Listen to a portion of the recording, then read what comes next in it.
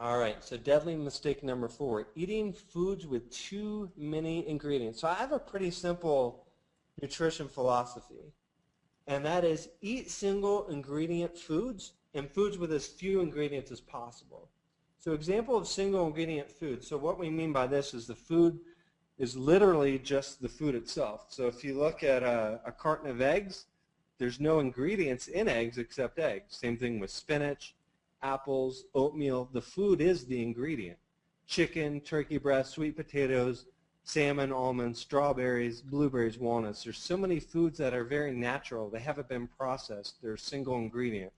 You want to make the majority of your diet consist of these foods. When you do this, you're going to, if you're not doing this already, just this one change could make all the difference of the world as far as losing belly fat pretty quickly. I will give you one more nutrition tip towards the end like I promised, but this is a good one to follow if you're not doing it already. So this is going to be hard to read. You don't have to read this whole thing.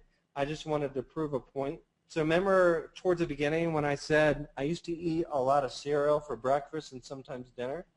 I thought cereal was healthy for me because a lot of them, if you can see, you know, I'm not trying to pick on this one particular cereal, but this says Smart Start. So you think, oh, I'm having a smart start to my day. It says heart healthy on the box or has a lot of fiber. You think, oh, it's got to be healthy. This is just an ingredient list, this what you're seeing on the screen, of just this one cereal here. And as you can see, there's a lot of junk. So if you're eating cereal, most likely you're putting a lot of junk in your body. And so what is kind of cool is I recommended to people, don't keep a food log. So, you know, saying, hey, I ate cereal for breakfast, that could be your food log, but that doesn't really tell the story. So I challenge people to keep an ingredient log. Write down all the ingredients of the foods that you're eating. And that's, you know, if you're eating foods like this or the next one here, like if you're eating like reduced fat crackers, your hand's going to fall off keeping this ingredient log.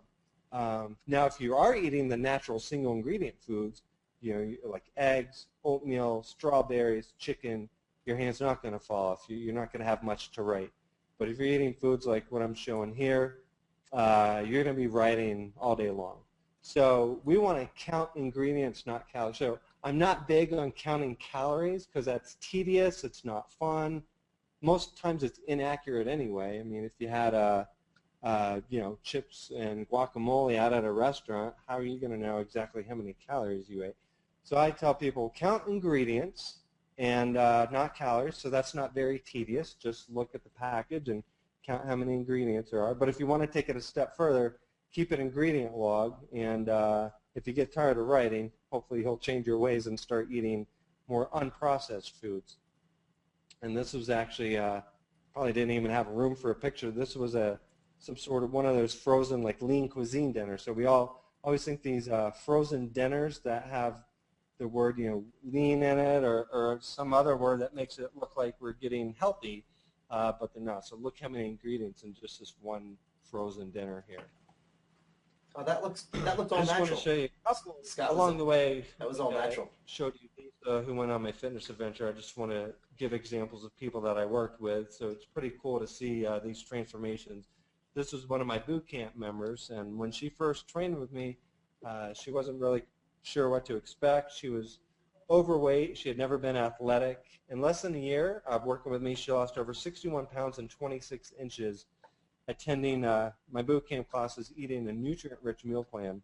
It's pretty cool now because she's lost up about 85 pounds total, and now she like runs half marathons. She's a big runner and one of my boot camp rock stars now when I was teaching them in Dallas. So I like sharing these success stories.